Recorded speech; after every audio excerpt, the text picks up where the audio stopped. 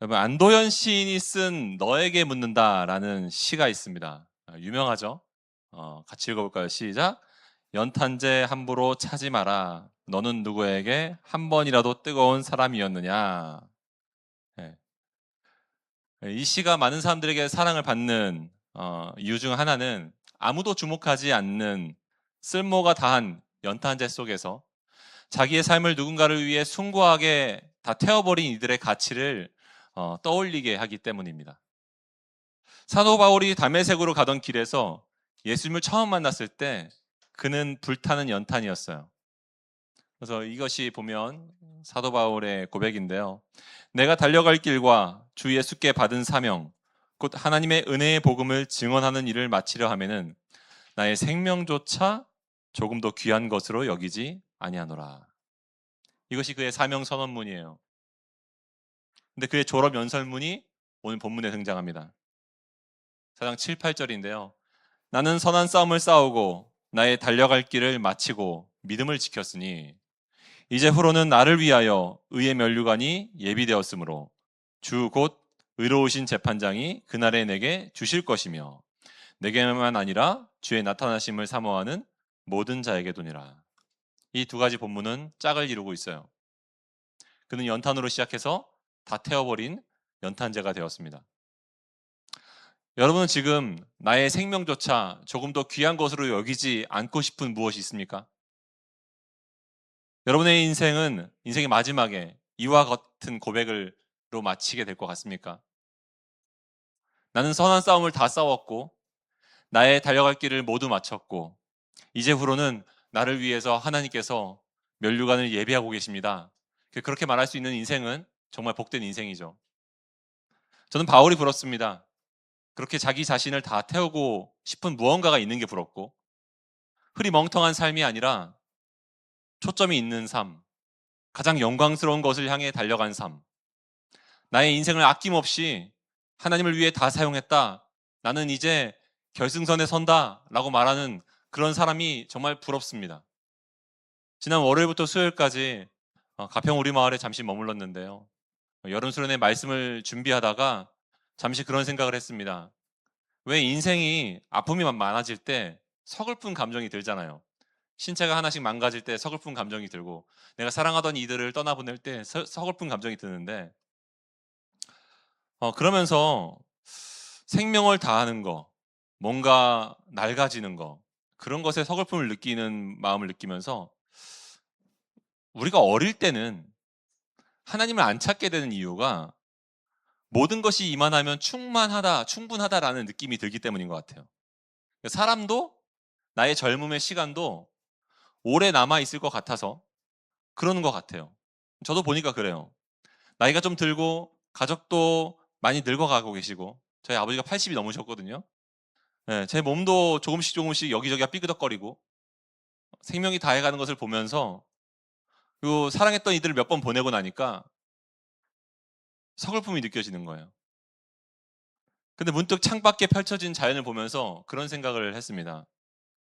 아, 내 삶에 사라지는 것이 이렇게 서글픈 건 어쩌면 그 모든 것이 원래 내 것이 아니었기 때문이었구나. 그것을 알게 해주는 도구구나라는 생각이 들었어요. 그러니까 하나님이 내가 만든 게 아니잖아요. 그 자연 만물이나 내가 사랑하는 이들이나 뭐 다 내가 만든 게 아니잖아요. 내 건강도 내가 만든 게 아니잖아요. 하나님이 원래 주셨던 것이었던 것을 그게 사라지게 되면서 알게 되는 어 그래서 문득 그런 마음이 들었어요. 남은 시간들을 잘 연소하고 싶다. 그런 마음이 들었어요. 시티 스터드가 이런 말을 했거든요. 오직 한 번뿐인 인생 곧 지나가리라. 오직 예수님을 위한 것만 영원하리라. 그럼 짧은 인생은 금방 지나갑니다. 지금 의미를 두고 있는 것들이 나중에 보면 그렇게 중요하지 않은 게 대부분이더라고요. 그러므로 영원한 것을 위해서, 영원히 남을 것을 위해서만 자기 삶을 연소하다 가십시오. 영원한 것을 위해 영원하지 않은 것을 포기하는 사람은 결코 바보가 아니에요. 그 사람이 가장 지혜로운 겁니다.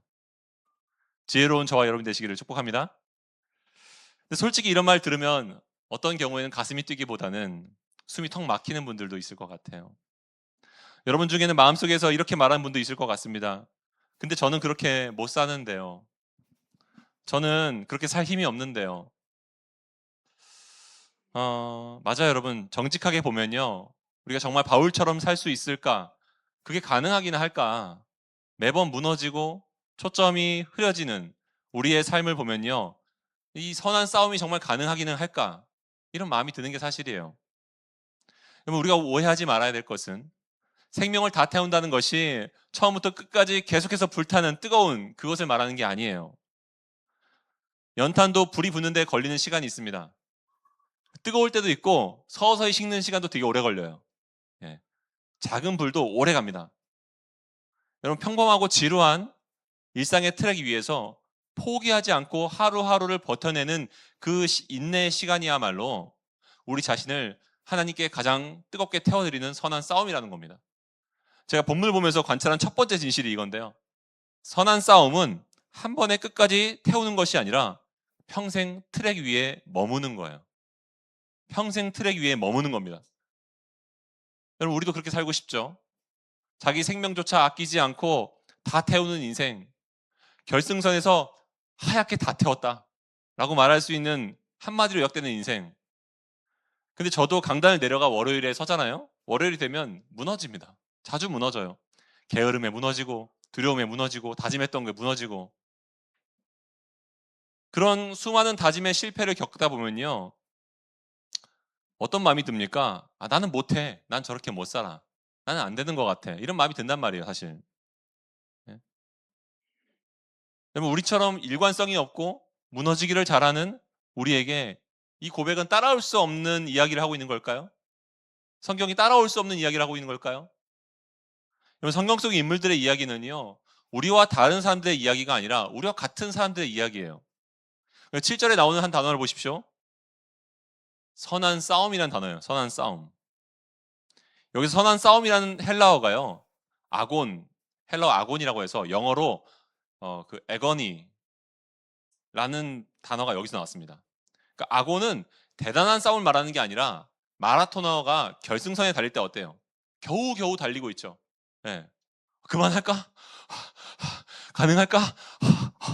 죄송합니다. 제 숨소리가 너무 거칠어가지고. 네. 다리에 힘이 풀려서 쓰러질 것 같은데 막 그렇잖아요. 그만할까? 그 온몸을 짜내고 버티는 거죠. 그게 아곤입니다. 나는 선한 싸움을 싸웠다라는 말은요. 내가 누구보다 멋지게 승리했다라는 말이 아니에요. 그 1등의 고백이 아니라 나는 겨우겨우 하나님께서 내게 주신 자리를 어떻게든 버텼다. 끝까지 지켰다. 그 고백이에요.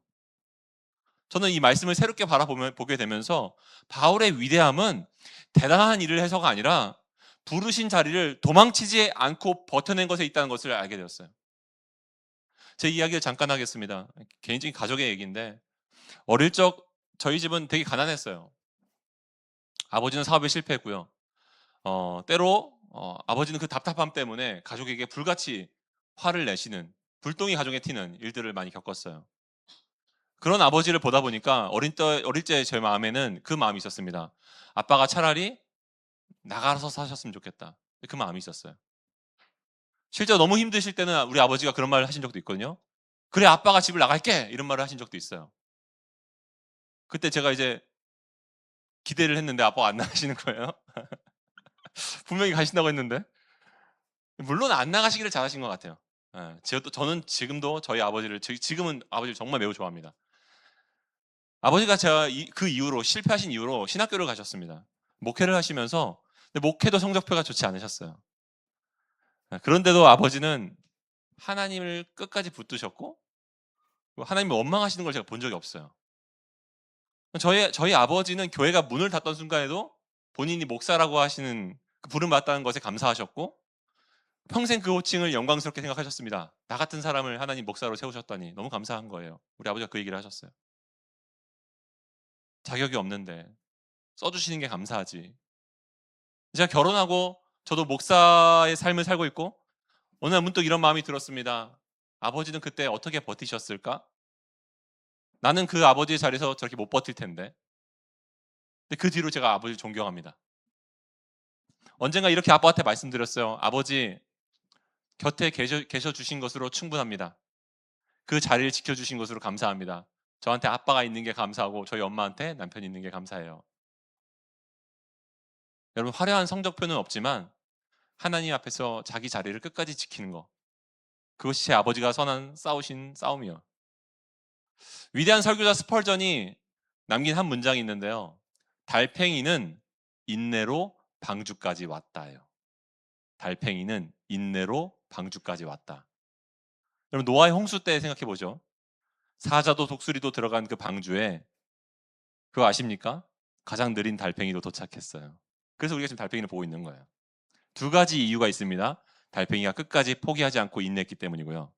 또 한 가지는 하나님이 끝까지 달팽이를 기다려 주셨기 때문입니다.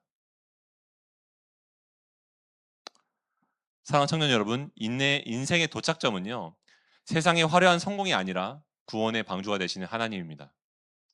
그러니 빠르지 않아도, 화려하지 않아도 트랙 위에 머무십시오. 지쳐서 쉬어가더라도 트랙 위에 머무십시오. 달팽이는 인내로 방주까지 갔고 하나님은 그런 달팽이를 인내로 기다리셨습니다. 그런가 하면 제가 둘째로 본문에서 발견한 두 번째 진실은 이겁니다.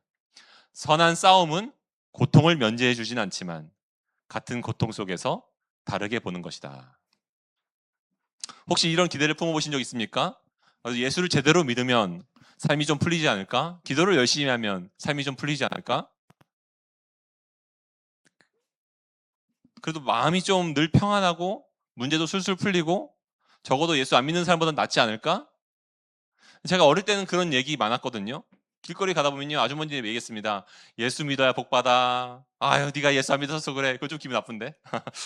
그런 말들 많이 하셨어요. 실제로 성경에 주 예수를 믿어라. 그리하면 너와 내 집이 구원을 받으리라. 라고 했으니까 사람들이 그렇게 말한 거예요. 근데 이상하죠? 예수님 믿어서 삶이 잘 풀리셨습니까? 어떠세요? 아픈데 진실을 얘기하기 힘든가요? 믿는데 우리도 똑같이 아프고, 똑같이 가난하고, 똑같이 실패하고, 똑같이 배신을 당합니다. 더 세게 믿어봐야 하나? 더 뜨겁게 기도해야 되나? 달라지지 않는 거예요. 물론 달라지는 게 있죠. 아, 기도해도 된다는 믿음이 기도해도 안 된다는 믿음으로 바뀝니다. 그렇게 바뀌기도 해요.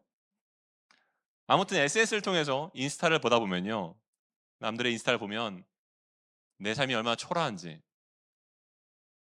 저는 가난한 목사니까 집도 저희 집이 아닌데요. 몇 년 전이에요. 여러분이 믿으실지 모르겠지만 개척교회 할 때 정말로 형편이 안 좋았어요. 제가 교회에서 처음 받은 사례비가 40만 원이었습니다. 3년 차 때 받은 사례비가 70만 원이었어요. 나머지는 저희 아내가 월급을 어떻게든 일을 해가지고 벌어서 생활을 했는데, 어, 아내가 여름에 휴가를 맞았는데 그 휴가 기간 동안 휴가를 써야 될 거 아니에요, 가족들이. 근데 어딜 갈 수가 없는 거예요. 그래서 고민을 했습니다. 그래서 우리 아내한테 여보, 올해는 집캉스를 하자. 우리 집에 다행히 장인어른 집 밑에 살고 있었기 때문에 저희가 밑에 마당이 조그맣게 있었습니다. 저주택에.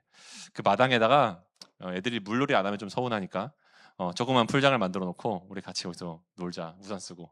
그래서 우리 애기들 어릴 때 이렇게 거기서 여름에 놀았었어요. 수박 까먹고.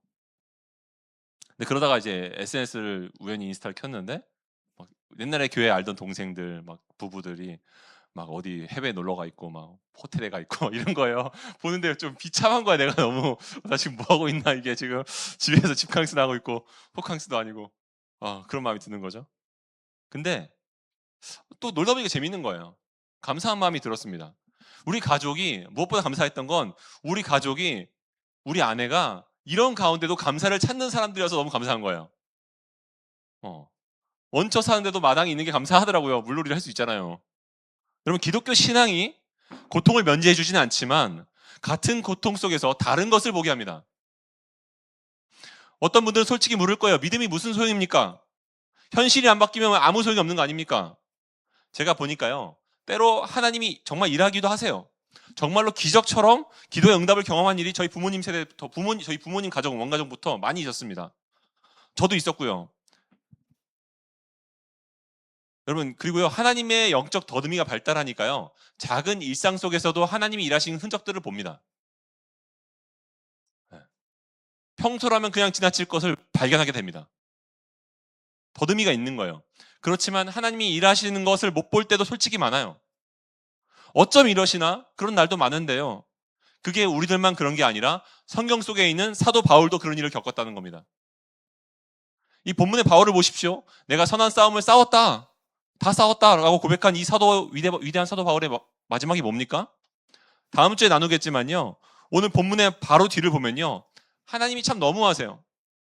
그는 추운 감옥에서 떨고 있습니다. 바울은 로마를 넘어서 로마를 넘어 그 땅끝이라고 당시에 사람들이 생각했던 그 서바나 스페인을 가고 싶었어요. 스페인까지 가서 내가 복음을 전하겠다. 내가 거기서 장렬하게 하나님 전하고 죽겠다. 이 생각을 했었습니다. 근데 하나님이 그 기도 안 응답해 주시는 거예요. 좋은 거잖아요. 근데 안 응답해 주세요. 감옥에서 묶여 있고 발이 묶여 있고 내 삶은 너무 춥고 배고프고 나랑 함께 했던 동역자들은 날 배신하고 다 도망갔고 외롭고 괴로운 거예요. 추워서 디모데에게 겉옷을 갖다 달라고 합니다. 읽을 성경도 없어서 성경을 갖다 달라고 말합니다. 사람들이 날 배신했다고 말합니다. 지금 바울이 그 고백을 하고 있는 거예요. 여러분, 이 본문이요. 그 바울의 1차 투옥 때는 2년을 머물렀고 이 본문은 지금 2차 투옥 때인데 이때는 1년을 머물고 참수형 당해서 죽었습니다. 바울은. 근데 1년 동안 추위와 배신과 외로움, 여러분 이것이 믿음을 지킨 바울의 결과예요. 너무한 거 아닙니까? 여러분 믿음은요. 우리의 인생의 고통을 면제해 주지 않습니다. 그렇다면 무엇이 달라졌을까요? 환경이 아니라 그 환경을 보는 눈이 달라지는 거예요. 똑같이 추운 감옥에서 세상은 버림받은 죄수를 보았지만 바울은 내 삶이 하나님께 부어지는 예배가 되었다라고 말합니다. 6절 보죠. 같이 읽겠습니다. 시작. 전제와 같이 내가 벌써 부어지고. 자, 여기까지만. 네. 여기서 전제는 물로 술을 붓는 제사를 말해요. 히브리인들은 술을 부어서 제사를 드리기도 했습니다. 자기 삶의 마지막 한 방울까지 내가 하나님께 예배가 되고 있구나. 그걸 보게 된 거예요. 여러분 심지어 똑같은 배신 앞에서 세상은 그의 실패한 인생을 보았지만 바울은 예비된 면류관을 봅니다. 8절이에요. 같이 읽겠습니다. 시작. 이제 후로는 나를 위하여 의의 면류관이 예비되었으므로. 사랑하는 여러분, 인생은요 이와 같은 고통이에요. 감옥이에요. 꽁꽁 싸매서 옴짝달싹 못하는 사슬이 매어 있어도 그런데 그것을 해석한 눈이 완전히 달라지면 삶은 달라지는 겁니다. 성도의 다름은 고통의 이유를 못 찾아서 그런 거예요. 성도의 다름은 고통이 없는데 있지 않고 성도의 다름은 같은 고통을 다르게 보도록 열린 그 눈에 있는 겁니다.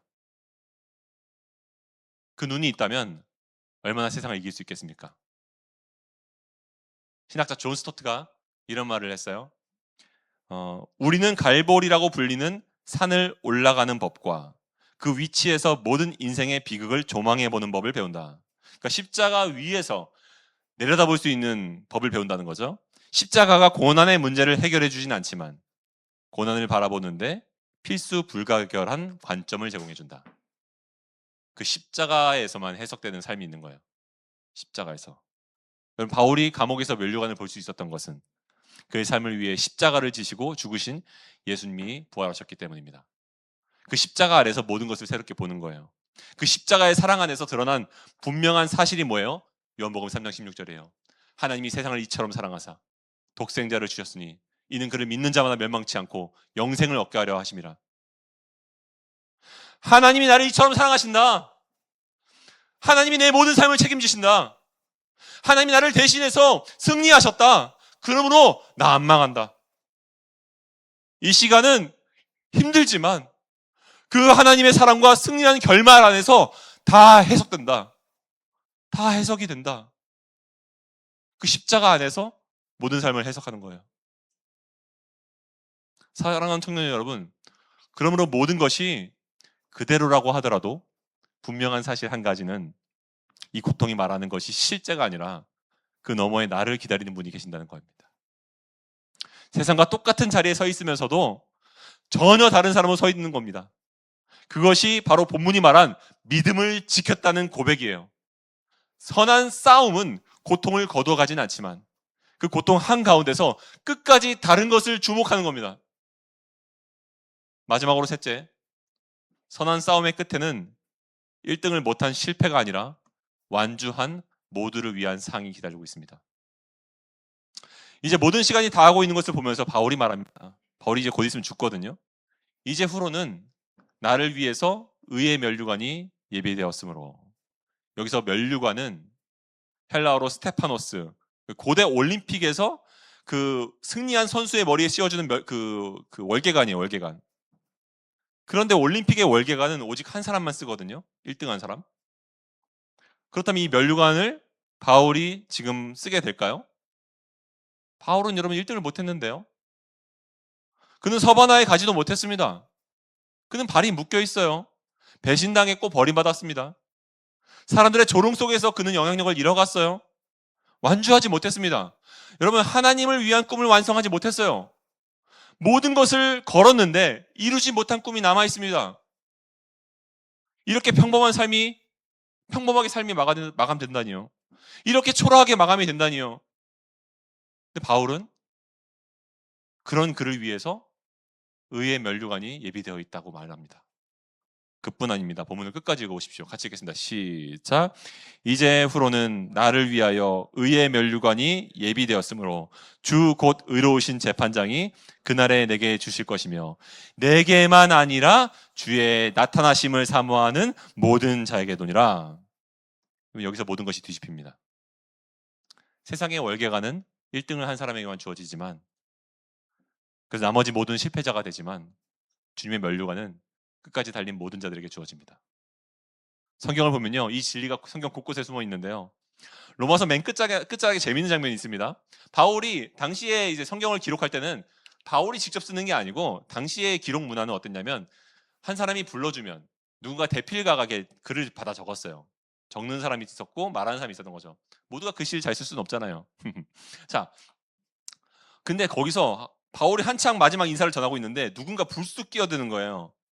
그게 로마서 16장 22절인데요. 이렇게 써 있습니다. 제가 읽어드릴게요. 이 편지를 기록하는 나 더디오도 주 안에서 너희에게 문안하노라. 이 당시에 이 대필자가 갑자기 왜 끼어들까요? 로마서에 자기 이름을. 나도 여기 있어요. 이렇게 하는 거거든요. 근데 이 더디오라는 말의 의미가 재밌습니다. 무슨 뜻이냐면 라틴어로 셋째를 말해요. 셋째. 당시에 그 이름을 지을 때 좀 형편없게 짓는 경우가 많았습니다. 로마에서 아이를 이름 지으면 이름이 짓기가 번거로우니까 첫째, 둘째, 셋째, 넷째 이렇게 지었어요, 이름을. 그래서 이 더디오는 셋째고요. 그리고 이 다음 구절에 누가 나오냐면 넷째가 나옵니다. 구아도, 쿠아터스라고 해서 구아도가 나와요. 넷째. 셋째도 나오고 넷째도 나와요. 그러니까 우리말로 하면 삼돌이고 넉돌이에요. 여러분, 하나님의 위대한 편지 로마서를 쓴 사람이 삼돌이었고 그 끝에 문안을 전한 사람이 넉돌입니다. 그 이름조차 그 순번으로 불리는 평범한 사람들이 그 사람들의 손을 들어서 하나님이 성경을 기록했습니다. 여러분, 하나님의 손에서는요 3등이어도 괜찮고 4등이어도 괜찮은 거예요. 하나님의 은혜는 뭐냐면 우리가 생긴 모양 그대로 쓰신다는 겁니다. 삼돌이도 쓰시고 넋돌이도 쓰세요. 그러니 이름 없이 셋째가 되고 넷째로 살아가는 그 삶의 자리가 바로 하나님이 저와 여러분을 부르시는 자리입니다. 그러니까 평범함에 너무 좌절하지 마시고 잘 안 된다고 좌절하지 마십시오. 하나님 앞에 믿음을 지키려고 몸부림치면서 트랙 위를 벗어나려고 하고 있지 않다면, 가고 싶었던 서바나에 가지 못하다고 하더라도, 내가 바랬던 신앙인의 모습으로 마무리 짓지 못한다고 하더라도, 그러면 하나님은 그것을 완주로 여기십니다. 그러므로 저는 여러분이 정말로 처해져 있는 여러 가지 환경이 다르잖아요. 맞죠? 저도 다르고 여러분도 다릅니다. 여러분들끼리도 서로 다를 거예요. 각자가 처한 상황이 다르지만 여러분이 나는 왜 저 사람처럼 못할까 너무 낙심하지 않기를 바랍니다. 나는 예전에 리더도 했는데, 내가 반주도 열심히 했었는데, 제가 그런 분들이 다 누군지 모릅니다. 누구 말하는 게 아니에요 지금. 그렇게 생각하지 않았으면 좋겠습니다.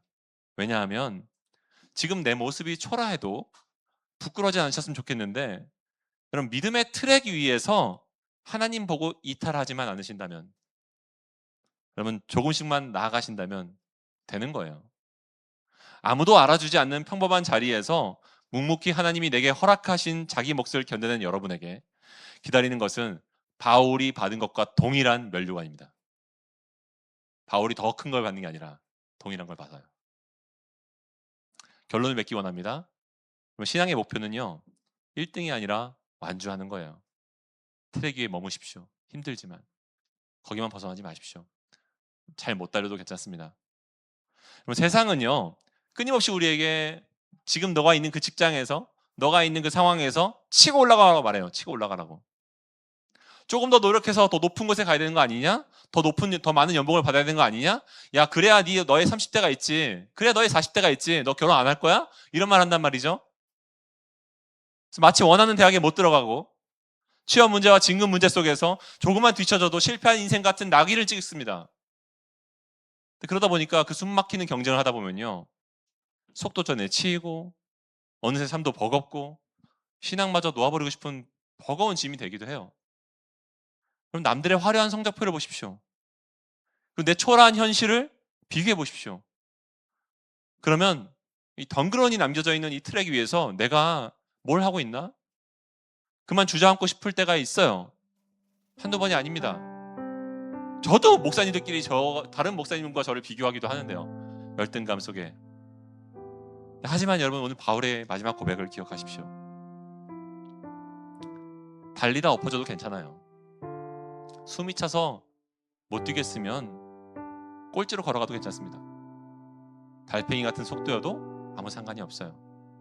단 하나, 하나님이 내게 허락하신 내 일상이라는 이 믿음의 트랙을 이탈하지만 마십시오. 식어버린 것 같으면 다시 불을 붙이면 되죠. 아무도 알아주지 않는 평범하고 비루한 자리라고 하더라도 오늘 하루를 묵묵히 그 자리를 도망치지 않고 지켜낸 여러분에게는 이미 바울이 받을 것과 똑같은 영광의 면류관이 기다리고 있습니다. 기억하십시오. 우리의 신앙의 목표는 남들을 짓밟고 올라서는 1등이 아니라 포기하지 않고 끝까지 완주하는 거예요. 결승선 너머에서 우리를 위해 의의 면류관을 들고 기다리고 계시는 예수님을 바라보십시오.